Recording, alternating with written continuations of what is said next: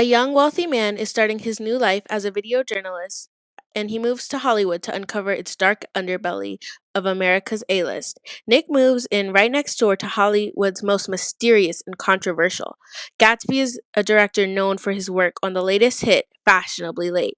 Gatsby is new to Hollywood gossip, but his extravagant parties since the film has put his name on the map. Nick visits his cousin Daisy, a beautiful young actress who plays the love interest in Fashionably Late. Rumors say were growing between the young married actress and the mysterious director. Nick is determined to find the story. He keeps a close eye on the happenings of Daisy and her husband Tom, as well as Gatsby. While Nick navigates the up and down nature of Hollywood and the class tensions, he can't help but be enamored by a certain Jordan. Will Nick succeed in exposing the A-list for its illusion of perfection and unveil a cheating scandal that will end careers? Nick will find out. Hollywood, the land of dreams and nightmares.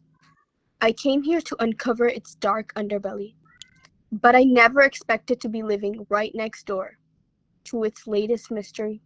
Nick unpacks his camera equipment, glancing out the window at the sprawling mansion next door. Gatsby, the mysterious director behind Fashionably Late. His parties are the talk of Tinseltown. But who is he, really? Nick approaches a luxurious home greeted by his cousin Daisy, a stunning actress. Nick, welcome to La La Land. Thanks, Daisy. How's married life treating you? Oh, it's Hollywood. Gatsby's party night. Nick navigates through a sea of celebrities, his camera discreetly capturing the chaos. In Hollywood, there are only the pursued, the pursuing, and the busy and the tired. The parties were wilder than but beneath the glitz, I sensed something off. Suddenly, Nick bumps into Jordan, a charismatic producer. Careful there, rookie. You might catch something you're not ready for. Their eyes lock, a spark of intrigue passing between them.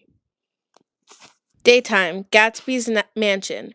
Nick watches as Gatsby's car pulls up. Gatsby emerges, sunglasses hiding his eyes. You must be the new neighbor Nick, right?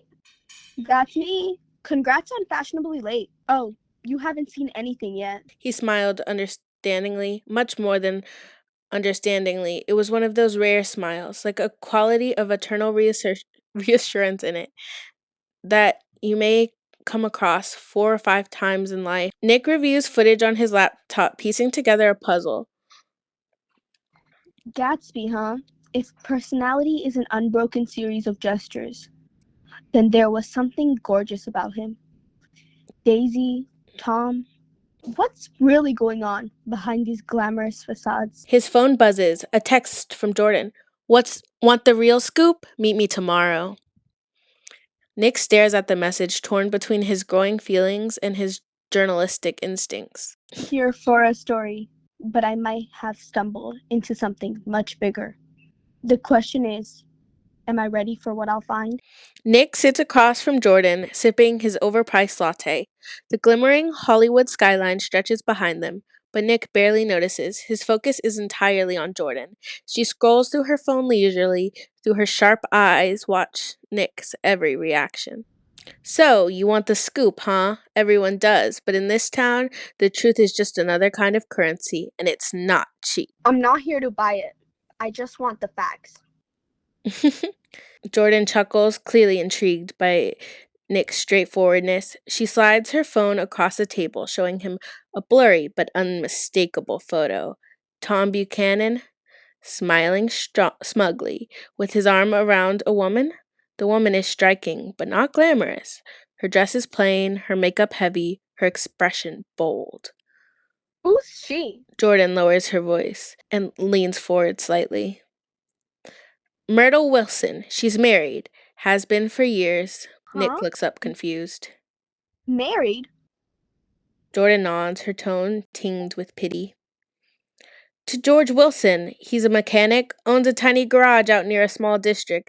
And you didn't hear this from me, but he's also Tom's mechanic, although he barely scrapes by. He does love Myrtle. Nick frowns, trying to process this. And Tom? Jordan smirks bitterly.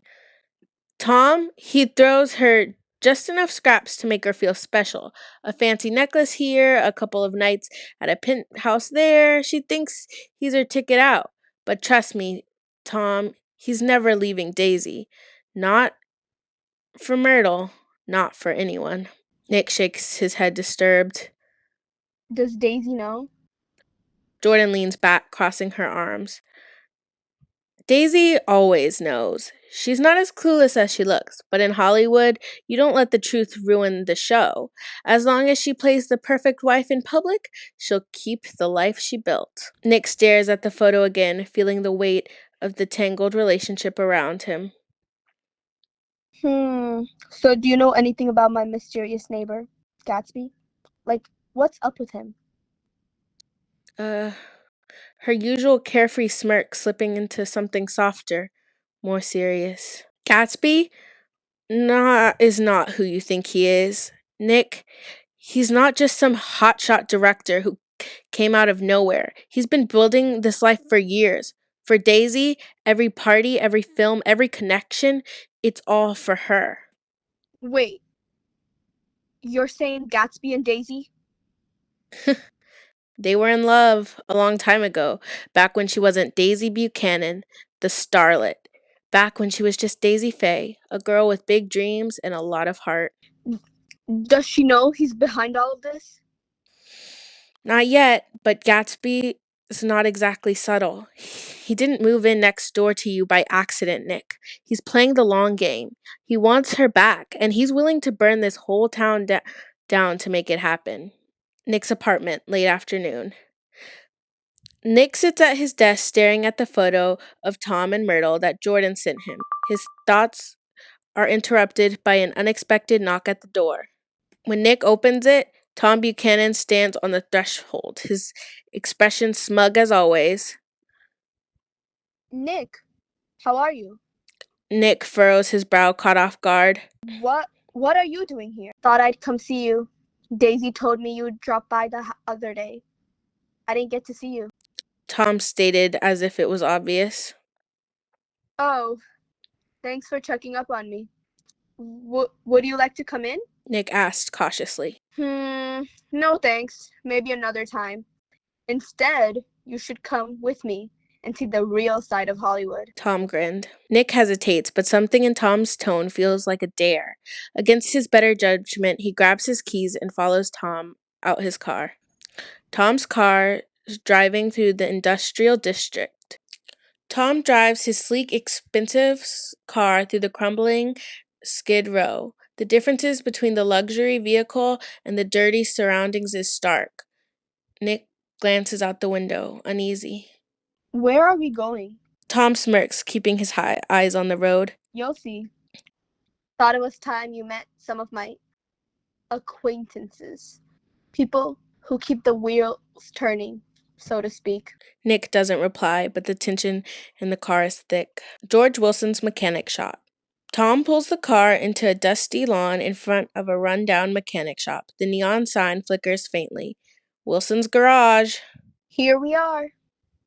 Nick steps out of the car, glancing around. The shop is small and cluttered, the smell of oil grease heavy in the air. A man emerges from inside. George Wilson. He's thin, with tired eyes and a nervous energy. Tom, didn't expect to see you today.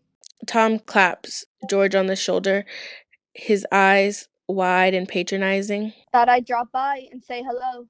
Got my friend Nick here. He's new in town. Thought he might like to see the real Hollywood. George nods politely, though his eyes linger on Nick with mild suspicion. From the back of the shop, Myrtle Wilson appears. She's wearing a cheap dress that clings to her figure, her makeup heavy and slightly smudged. Her confident stride falters for a moment when she sees Tom, but she quickly recovers, her expression brightening. Tom? She ignores George entirely, her focus solely on Tom. I didn't think you were coming by. Tom grins, his charm turning up a notch. Just wanted to check on things. You know, keep everything running smoothly. Myrtle laughs a little too loudly, as if Tom's attention is the only thing keeping her afloat. George, meanwhile, avoids looking directly at Myrtle, his hands fidgeting nervously. Nick takes it all in. The way Myrtle clings to Tom's every word, the way George seems resigned to some unspoken truth, the way Tom reveals in the control he has over both of them. It was painfully obvious. George was blind to what was happening right in front of him. Or maybe he just chose not to see it. And Myrtle, she wasn't just trapped in her marriage, she was trapped in the illusion that Tom was her way out. Tom claps his hands together, breaking the tension. Well, we should get going. Come on, Nick. Nick hesitates, his gaze lingering on George, whose tired eyes follow Myrtle as she disappears into the back of the shop. Nice meeting you. George nods absently, his hands already back to tinkering with the engine of a car. Tom drives Nick back toward the glitzier side of town, the industrial district fading into the distance behind them. Interesting guy, isn't he? George, hardworking, salt of the earth type, always dreaming about hitting it big. Nick's voice is sharp. And Myrtle? What's her dream? Tom glances at Nick, his smirk returning. Myrtle? She's just fun. Nick stares out the window, disgusted, but says nothing. For Tom, people were just toys. George, Myrtle were nothing more than pawns in his game. And he didn't care how their lives unraveled as long as he got what he wanted. Nick stands outside Gatsby's sprawling mansion, staring up at the glowing windows. The sound of laughter and music drifts through the air, but Nick hesitates, Jordan's words replaying in his mind. Finally, he steps inside, weaving through the glamorous crowd until he finds Gatsby standing alone on the balcony, a glass of whiskey in hand. Nick, didn't expect to see you here tonight. I wasn't sure I'd come. Gatsby gestures for Nick to join him, his smile warm but guarded. You're always welcome here. Neighbors should stick together after all. Nick leans on the balcony, reeling, glancing at Gatsby. Jordan told me about you and Daisy. Gatsby smiles, falters, but he quickly recovers.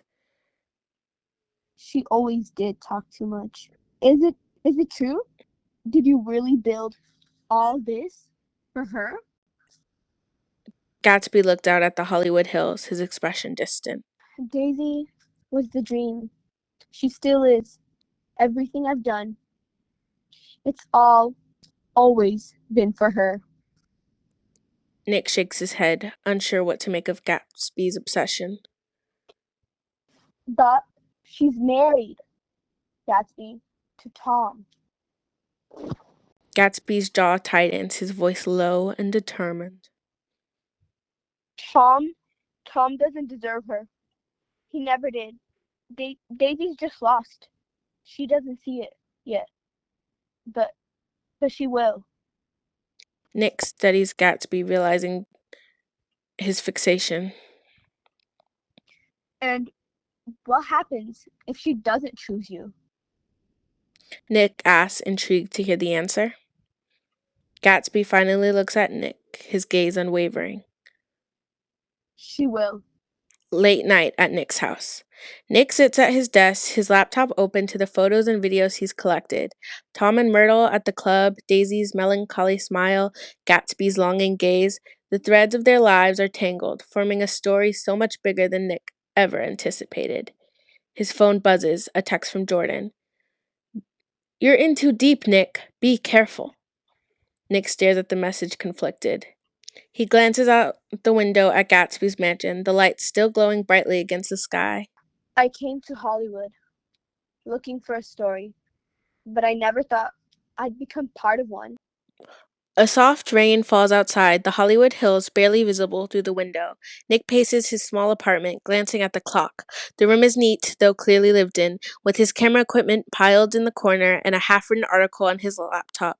The sound of a knock on the door makes him freeze. Nick opens the door to find Gatsby standing there, dressed impeccably as always, but his usual confidence is replaced with a nervous energy. He's holding a bouquet of white roses in one hand and is smoothing his tie with the other.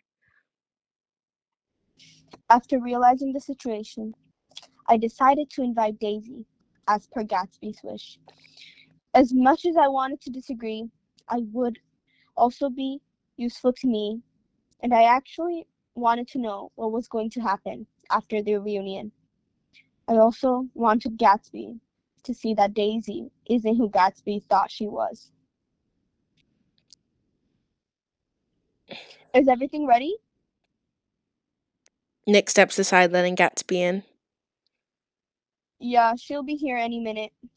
Relax, Gatsby. Gatsby sits down on Nick's worn out couch, clearly unable to relax. He glances around the small apartment, his foot tapping nervously. Do you think she'll come? She said she would. Gatsby nods, but he doesn't look convinced. He stands again, walking to the window and peering out at the rain. I just want everything to be perfect. Before Nick could respond, there's another knock at the door. Gatsby freezes, his hand tightening on the bouquet. Nick sighs and moves to answer it. Daisy stands in the hallway dressed in a chic yet understated outfit. Her hair is styled perfectly and her makeup is flawless, but there's a nervousness in her smile. Nick? She kisses him on the cheek and she steps inside, her eyes immediately scanning the room. When she sees Gatsby, she stops, her breath catching slightly. Oh. Gatsby turns to face her, his expression a mix of longing and uncertainty. Hello, Daisy. Daisy hesitates for a moment, then smiles, though it doesn't quite reach her eyes. Jay? The room feels impossible as the two of them stand there, the weight of their shared history hanging in the air. Nick watches awkwardly from the sidelines, unsure if he should leave or stay.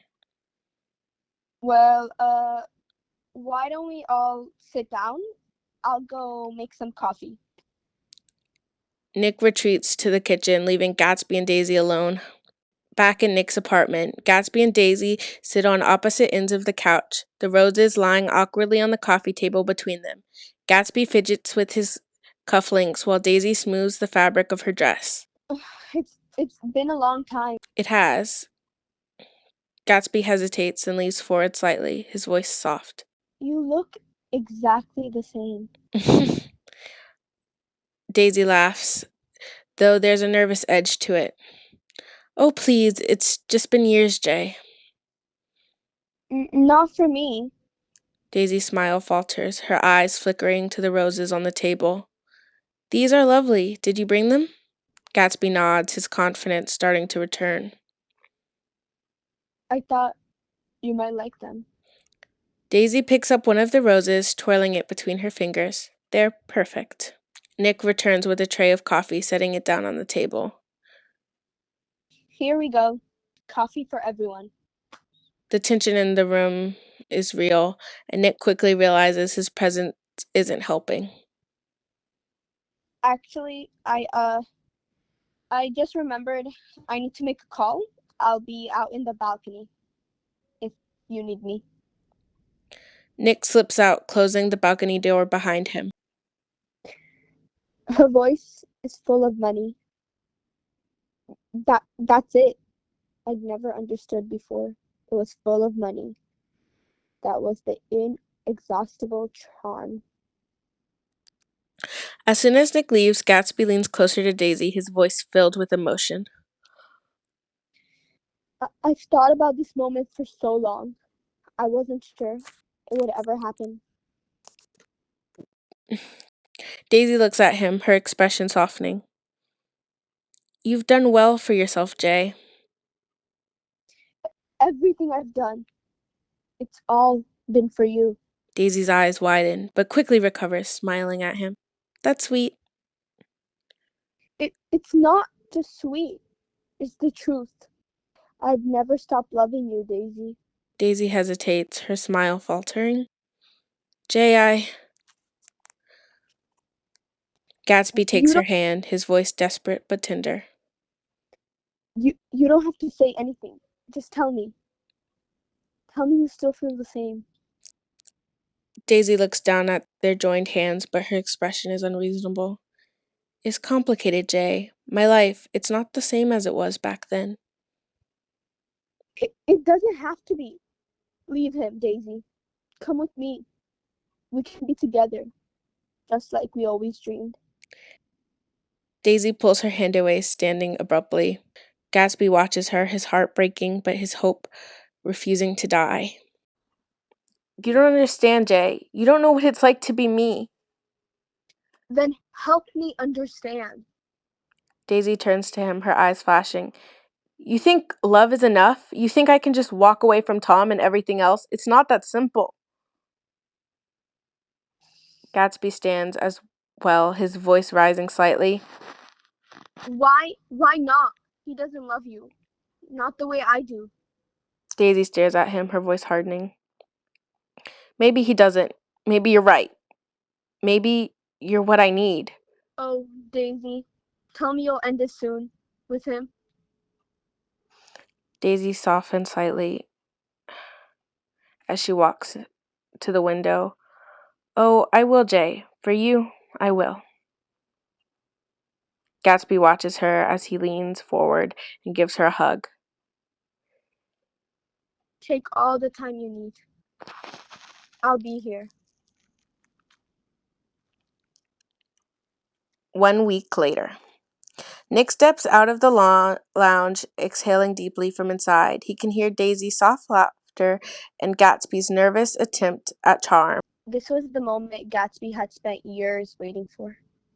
Everything he'd been built, every party, every deal, it was all for her. But as much as I wanted to believe in his dream, I couldn't shake the feeling that Daisy wasn't the woman Gatsby thought she was. Gatsby's private lounge. Gatsby leans closer to Daisy, his voice filled with emotion. Oh, oh, Daisy,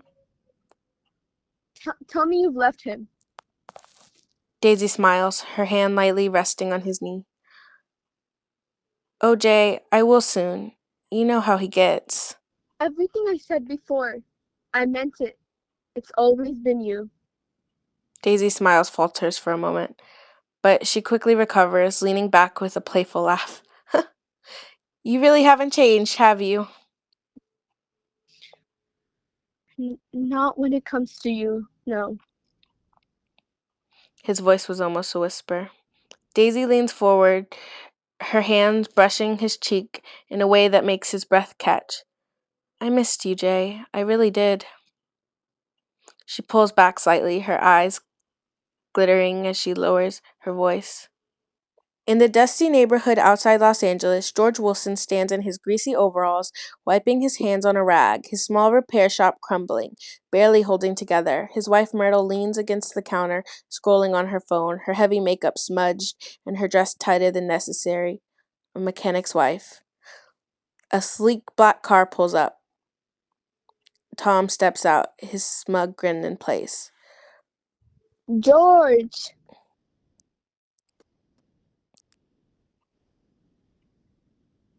George looks up, forcing a polite smile. Tom? Didn't expect to see you today. Myrtle's attention immediately shifts to Tom, her expression brightening. She saunters over, her voice dripping with false sweetness. Tommy! Tom smirks, giving her a once over before turning back to George. Just wanted to check on the car. You know, make sure everything's running smoothly. George nods, obvious to the tension between Tom and Myrtle. It's all set. Should be good for another few thousand miles. Myrtle brushes against Tom as she passes, her voice low. You're coming by later.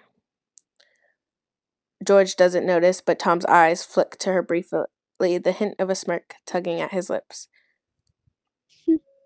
We'll see. It's the night of the awards ceremony. The award ceremony is glitz and glam at its peak. Celebrities and influencers fill the room, cameras flashing as they pose on the red carpet. Gatsby sits near the front, dressed in a black tuxedo, his expression calm, but his eyes scanning the crowd for Daisy. Nick sits beside him, clearly uncomfortable in his rented suit. Gatsby wasn't here for the awards. He was here for her. At another table, Tom and Daisy sit together, the perfect Hollywood couple. Daisy glances at Gatsby briefly, her expression unreadable. The host steps up to the podium, announcing the nominees for Best Director. Gatsby, his name is called, and the room erupts into applause. As Gatsby stands to accept his award, Tom rises as well, cutting through the applause with his booming voice. Hey, Gatsby. The room falls silent, all eyes turning to the confrontation. Gatsby pauses, his grip tightening on the award in his hand. Congratulations, old sport. Quite the achievement. But tell me, do they give awards for Best Liar too? A murmur ripples through the crowd. What are you doing, Tom? Just letting everyone know the truth. That all your success, all your fame, it's built on lies. You don't know what you're talking about. Oh, I know plenty. Like how you've been chasing after my wife. Afraid he'll tell them about your little reunion. Gatsby clenches his fist, his voice low and dangerous.